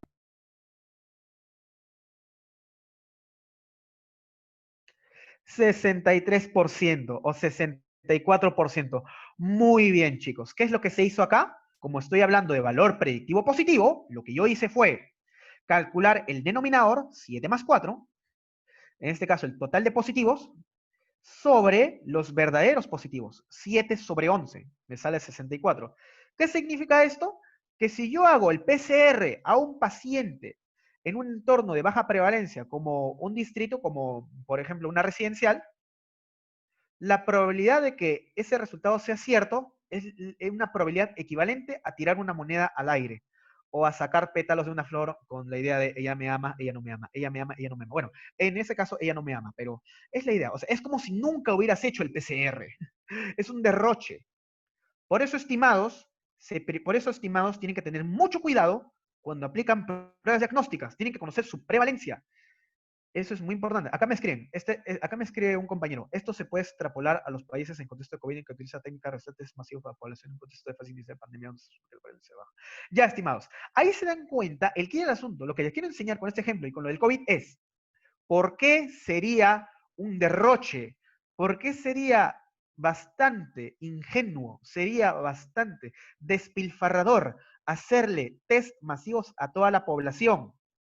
Porque sería más barato tirar una moneda al aire por cada uno de los pacientes que están en sus casas para saber si es positivo o negativo. De nada sirve sacarle PCRs a toda la población. De nada sirve sacarle PCR a todos los estudiantes que van a volver al hospital. No sirve, no tiene ningún sentido, porque tu probabilidad a priori o tu prevalencia es baja, muy baja. Ahora se dan cuenta, estimados. Por eso importa la prevalencia. Alta prevalencia, como el entorno de los pacientes en UCI, o baja prevalencia, como el entorno de los pacientes en el distrito. Muy bien. Otros parámetros que no debes olvidar. Esto ya es fórmula, chicos. Yo detesto las fórmulas. A mí me gusta razonar, pensar, por qué. Y más adelante con la curva ROC le voy a demostrar por qué es más importante razonar que encontrar el 0,05. Yo se los voy a demostrar, se los prometo, se los juro. Ya. Acá, en el caso de las tablas de contingencia, la prevalencia es el total de positivos sobre todos. Es obvio, pues. Es obvio. Es obvio que de todos estos pacientes, porque ignora lo del test, de todos los pacientes, los positivos sobre el total de los pacientes a los que le hiciste la prueba. Esa es la prevalencia. Eso es sine qua non. No tiene ningún sentido explicarlo porque se explica por sí solo.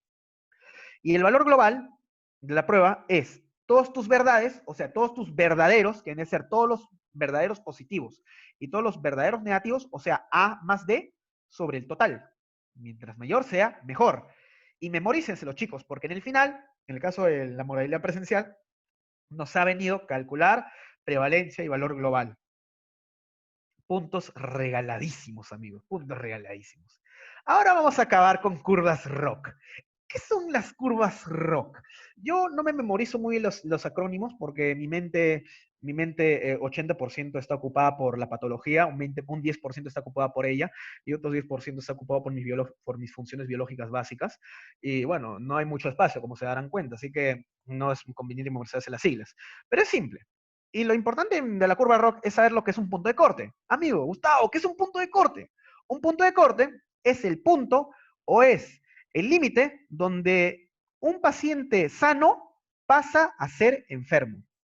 Ya, acá me pregunta, Gustavo, ¿qué es el valor global? El valor global, repito, es todos los verdaderos, o sea, imagínate, todos los verdaderos positivos y todos los verdaderos negativos, en otras palabras, si lo ves en tu fórmula ahí de tu resumen o en internet, te das el A más D, o sea, todo lo que es real sobre el total de los resultados.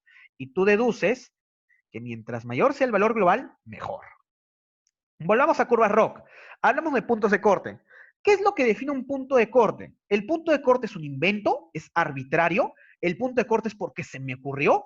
El punto de corte es, para el caso de la prediabetes, hasta 126, ¿acaso a los gringos se les ocurrió, se les dio el capricho de poner 126 y no 130, 140? ¿Se les dio el capricho de ello? Para el hipotiroidismo primario, la Asociación Americana de la Tiroides puso 4. ¿Por qué no puso 5? ¿Por qué no puso 12? Vamos a verlo más adelante. ¿Qué es lo que sucede con las curvas ROC? Acá hablamos de optimización. ¿Qué significa optimización? Optimización significa maximizar uno y el otro. Maximizar sensibilidad y maximizar especificidad. ¿Qué quiero decir con ello? Les voy a hacer una pregunta a todos ustedes. ¿Conocen a alguien en la universidad? O sea, yo no quiero nombres, solo quiero que digan sí, no, si pueden, si quieren decirlo en privado, ya. ¿Conocen a alguien en la universidad que es bueno en todo? O digo, alguien en la universidad que solo es bueno en los estudios, solo en los estudios, o sea, digamos, o sea, no en otras cosas, por así decirlo.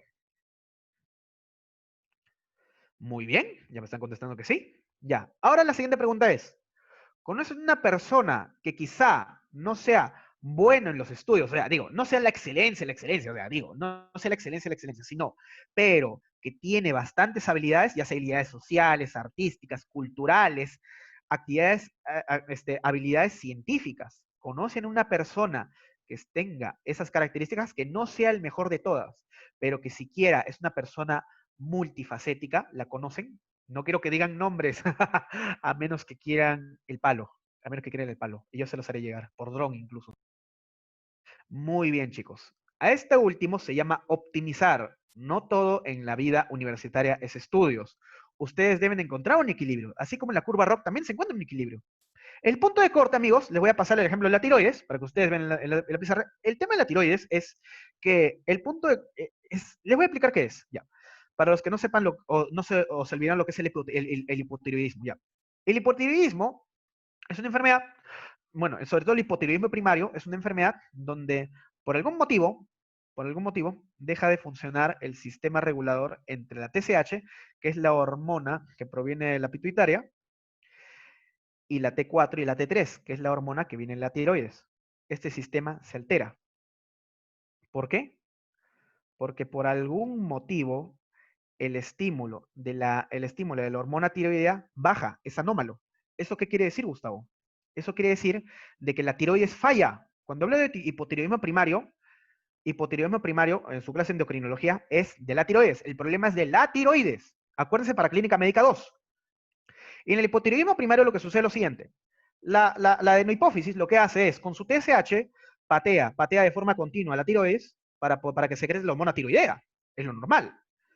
Pero como la tiroides no responde, como la tiroides le ignora a la adenohipófisis, como ella me ignora a mí, Entonces, ¿qué es lo que hace la adenohipófisis? Patear más fuerte. ¿Y qué es lo que sucede en esos pacientes con hipotiroidismo primario? ¿Qué es lo que se eleva? La TSH. Ya, estimados, cuando ya hablemos de hipotiroidismo clínico, subclínico, eso ya es cuando analizamos el valor de la hormona tiroidea. Pero yo quiero que entiendan que el principal método para hacer screening en pacientes con sospecha de hipotiroidismo primario, llámese pacientes mujeres que suelen ser obesas o sentir mucho frío, o referir debilidad, o referir que se olvidan de las cosas, o referir de que no escuchan o que tienen la lengua muy grande, básicamente toda la clínica de lo que vendría a ser un hipotiroidismo, eso se llama screening. Y para estas pruebas, lo que yo hago para detectar a estos pacientes es dosarles TSH. ¿Se entiende, amigos? Escríbanme en la caja de comentarios que como la tiroides no funciona, la adenohipófisis tiene que secretar más TSH y por eso en esos pacientes se eleva. ¿Se entiende o no? Si no se entiende, lo explico de nuevo. Por mí no hay problema. Yo creo que comprenden el contexto fisiológico. Ya, muy bien. Ya. ¿Qué es lo que sucede? Cuando yo hablo de TSH elevada, yo tengo que definir un punto de corte. Porque TSH elevada, imagínense, TSH normal varía de 0,4 a 4. Eso es lo normal. Acá está. Esta es la tabla según la Asociación Americana de la Tiroides. 0,4 hasta 4. Pero Gustavo, ¿qué es TSH elevada? TSH elevada puede ser 20, TSH elevada puede ser 15, TSH elevada puede ser 5. Todas ellas pueden ser TSH elevada. Pero ¿qué es lo que sucede? Lo que sucede es que hay dos extremos. Hay un extremo donde hay pacientes que no se van a beneficiar del tratamiento, incluso pacientes sanos que no se van a beneficiar del tratamiento, que en este caso es levotiroxina. No me acuerdo muy bien la dosis, tenía entendido que hay una dosis fija de 12,5 micras por kilo. Ya, la cuestión es la siguiente. Hay pacientes como ustedes que me imagino están sanos, que no se beneficiarían para nada si reciben levotiroxina, que es la terapia, y hay pacientes tan enfermos que deben estar en una terapia más agresiva, muy agresiva, para no llegar al extremo que es el coma mixedematoso. ¿Cómo es que yo defino los puntos de corte? ¿Cómo es que yo defino un punto de corte de manera que no sea muy alto para detectarme solamente a las personas que están muy enfermas, ni que sea muy bajo, de manera que no solamente me agarre enfermos, sino también me agarre sanos? Les voy a poner el siguiente ejemplo. Contabilicen. Imaginen que el punto de corte para hipotiroidismo primario es 3. TSH es 3. ¿Cuántos de estos pacientes tienen hipotiroidismo primario? Hipotiroidismo, porque para hablar de primario ya tenemos que solicitar otras pruebas, o sea, también valores de TSH, valores de monotiroidea. ¿Cuántos de estos pacientes, según ustedes, están enfermos? Si el punto de corte es 3.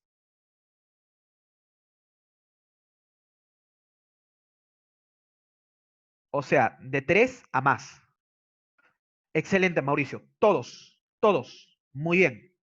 Ahora, si es que el punto de corte, no, 7 no, todos, les explico por qué. Porque todos los pacientes tienen un TSH de 3 para más, no solamente 7 pacientes. Todos los pacientes tienen un TSH de 3 para más, por eso es un punto de corte.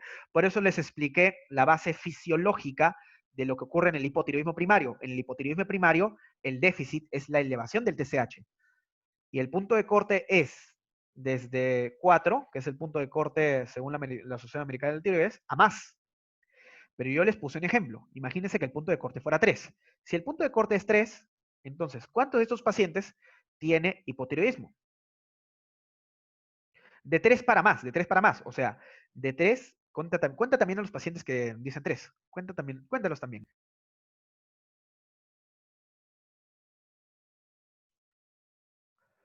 10.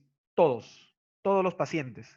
Punto de corte de 3 para más, o sea, 3 igual más, ese vendría a ser la situación. De que si mi punto de corte es 3, o sea, mi punto de corte es bajo, si mi punto de corte es bajo, no solo voy a atrapar a los pacientes que tienen hipotiroidismo, a las pacientes que tienen hipotiroidismo, voy a atrapar a pacientes sanos que no tienen hipotiroidismo. Voy a obligarles a tomarle levotiroxina, cosa que no sería saludable. Ahora vámonos a un ejemplo extremo. ¿Qué pasaría si mi punto de corte fuera 12? ¿Cuántos pacientes estarían enfermos?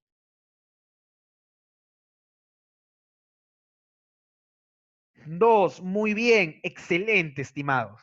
¿Saben cuál es el problema? El problema es de que si mi punto de corte es alto, en otras palabras, soy más estricto con mis reglas para definir si un paciente tiene hipotiroidismo, el problema es que voy a ignorar a los pacientes que tienen menos de esta cifra, pacientes que se pueden beneficiar también de la terapia. ¿Cuál es el punto de corte ideal? El que maximiza sensibilidad y especificidad. ¿Cuánto es? 4. 4. Porque con 4 yo puedo, bueno, según la clínica, porque también tengo que considerar la edad del paciente, incluso hay tablas que consideran TSH según edad, pero para ejemplos prácticos de ejemplo les digo 4. El punto de corte apropiado que maximiza la sensibilidad y maximiza la especificidad es 4. Si yo hago que mi punto de corte sea muy bajo, como el caso de este extremo, como el caso de este extremo, si hago que mi punto de corte es muy bajo, yo voy a carecer de especificidad. Yo no voy a reconocer a los sanos, porque ustedes mismos lo han dicho. Si mi punto de corte es 3, todos están enfermos. En cambio, si es que yo pongo mi punto de corte muy alto, too high, un punto de corte de 12, mi sensibilidad se va a ir al tacho. ¿Saben por qué?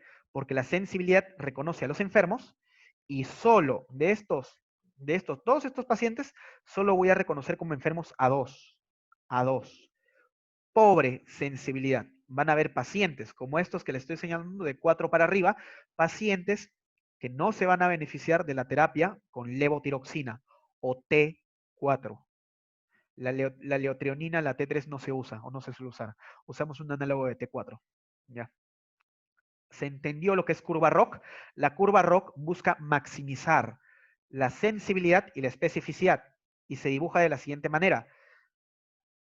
Cuando les pregunten las diagonales, lo que tienen que responder es lo siguiente. Esta es la diagonal. Miren bien. Esta es la diagonal. La diagonal, como se dan cuenta, son los extremos. Por lo tanto, si les preguntan, la diagonal están los mejores puntos de corte, es falso. Falso. Acá están los peores puntos de corte. En cambio, en el extremo acá en la punta, acá está el mejor punto de corte. Y eso se calcula. Es por eso que los test diagnósticos tienen su punto de corte. Ya para acabar, les voy a dar un ejemplo para mencionarles, para explicarles lo que es el área bajo la curva. Cuando yo esté en pediatría 2, lo que mi curso no favorito, porque yo no quiero ser pediatra. No, yo odio los niños, no. Ya está en pediatría 2, el doctor, o sea, el doctor Álvarez, el coordinador me dejó una tarea. Una tarea porque yo le dije, ingenuamente, yo le dije que al niño, había un niño con sospecha de neumonía bacteriana. Yo dije, doctor, yo le voy a pedir un hemograma. Y el doctor Álvarez me dijo, no, Gustavo, tienes que tu tarea va a ser de que busques con pruebas por qué a los niños con neumonía bacteriana no se les pide hemograma. Y la pregunta era más o menos esa y también si es que el hemograma distingue neumonía bacteriana de viral. Porque ustedes pensarán, ay, pero la bacteriana me va a elevar más los leucocitos. En cambio, en la viral puede que los leucocitos bajen. Puede que los leucocitos bajen. Y también en la bacteriana van a haber más neutrófilos y en la viral van a haber más linfocitos. Craso error. Les voy a mostrar por qué. Miren este artículo. Este artículo lo que hizo, escúcheme bien para que entiendan las tablas. Este artículo lo que hizo fue investigar la utilidad del hemograma, también del CPR o la proteína C reactiva y otros reactantes de fase aguda en distinguir neumonías en niños de origen bacteriano o origen viral. Bacterial versus viral. ¿Qué es lo que sucedió acá? Los investigadores, aparte de cometer una tonelada de sesgos, y más adelante les voy a mostrar incluso por qué tiene que hacer lectura crítica, los investigadores han encontrado lo siguiente, han definido un punto de corte, o sea, ellos han definido su punto de corte para el total, en este caso de leucocitos, que nos permiten diferenciar entre neumonías bacterianas o virales. Lo curioso es que el artículo nunca te dice el número. Y no solo el conteo total de leucocitos, para ver si con los leucocitos, con todos los leucocitos, distingue bacteriano y viral. También te han puesto si con el número total de neutrófilos, o ANC, puedes diferenciar el bacteriano y viral. Y estos han sido los resultados. Miren las tablas. Miren, ¿qué les parecen las tablas? Les voy a colocar estas letras para que se ilustren. ¿Alguno que quiera comentar? ¿Alguien que entendió sensibilidad y especificidad quiera comentar qué significa esta tabla? ¿Alguien me quiere interpretar esta tabla? ¿Es útil el hemograma para distinguir bacteriano de viral?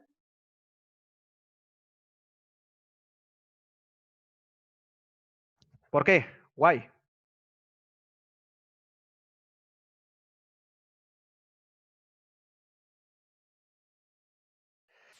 Acá me escriben, para ver los sanos es como tirar a una moneda. Excelente, ya. Estos valores, 70 y 55%, son bajos. Son muy bajos. Es como lanzar una moneda al aire. Es como si nunca le hubiera hecho el hemograma. Si quieren ver el ejemplo. Y no solo eso. Quiero que se fijen acá. ¿Se acuerdan del ejemplo anterior? La curva ROC. La curva ROC ideal es así. La curva ROC ideal se aleja de la diagonal. La curva ROC ideal busca llegar al extremo. Busca maximizar la sensibilidad y la especificidad. En cambio, miren acá. La curva ROC, en su intento de maximizar la especificidad y la sensibilidad, su punto de corte está por acá. Dibujo en una diagonal y van a saber que está muy cerca de la diagonal. Y no solo eso, estimados. Miren bien, el área debajo de la curva, que también vendría es una representación de la eficiencia.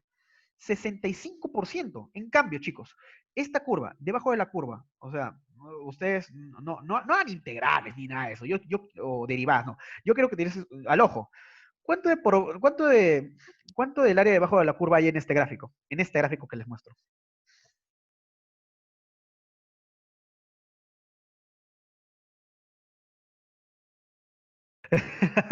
Muy bien, chicos. Una 95 por ahí. En cambio acá, ni siquiera necesitan esto. Acá se acerca el área bajo la curva al 50%. Es una eficiencia pobre, paupérrima. Por lo tanto, el doctor Álvarez tenía razón. No usa hemograma en neumonías infantiles para distinguir entre bacteriano o viral. Lo más importante es la clínica. Aparte, no les voy a comentar todo, solamente quiero que vean los resultados. Los investigadores de su estudio, ¿qué han concluido? Los investigadores, miren lo que concluyeron los investigadores, de que hay diferencias estadísticamente significativas entre tener neumonía bacteriana y viral con correlacionándolo con el número total de leucocitos. Acá hay 0,5, ja. Mírenlo, es significativo. Pero estimados, luego ven estas tablas que están en el suplementario para colmo, o sea, no en el paper original, sino en el suplementario, y ahí se dan cuenta de la triste realidad. Por eso es importante la lectura crítica. Los investigadores te ofrecen la verdad, te dicen, ay, mira, con el número total de leucocitos tú distingues bacteriano de viral, pero en el suplementario astutamente lo descargas aparte, te aparece esto. Tú ves esto, tú que sabes epidemiología, tú que vas a sacar 20 este fin de semana, miras esto y luego dices, ay, no, me engañaron, fui estafado. Por favor, ahorita te voy a funar, tú eres el investigador, tú eres el impostor, tú querías que fracase, ya. Y ya, acá hay otros sesgos, por ejemplo, que acá ellos utilizaron pruebas estadísticas probabilísticas, cuando la cohorte no era probabilística, y entre otros, pero ya, eso ya queda a criterio de ustedes, si es que quieren leer más esta diapositiva. Y muy bien, estimados, ¿alguna duda? ¿Tienen alguna duda de todo lo que hemos expuesto?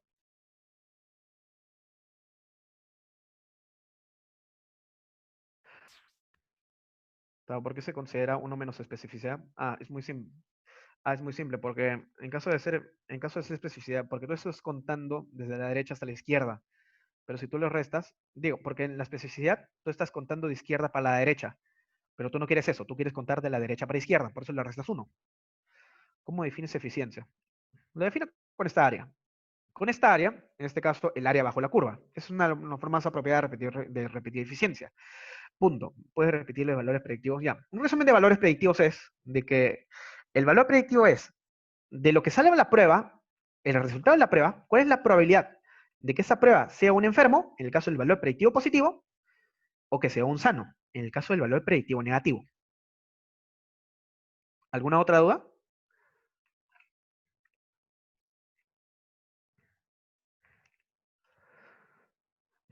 Muy bien, estimados. Estimados, les digo algo, no los quiero atrasar más. Por favor, completen, cuando les pasen una encuesta, complétenla. Pero sí, extraño bastante enseñarles a ustedes. Sé que las circunstancias son difíciles, pero no, yo no me digo, yo sigo aquí. Estaré dispuestos a poder apoyarlos en cuando ustedes me lo soliciten. Bueno, aquí Gustavo se despide. Que tengan un excelente día. Aquí tienen mi información de contacto. Y por favor, chicos, llenen la encuesta. Quiero saber si soy el impostor, si no soy el impostor. Éxitos este fin de semana. Ustedes van a sacar 20. Yo sé que van a sacar 20. Muchas gracias. ¿Cómo se llama Alonso, pasa de una vez en la encuesta. O por la promo, pasa de una vez la encuesta también. Sí, ya se le pasó la encuesta ya.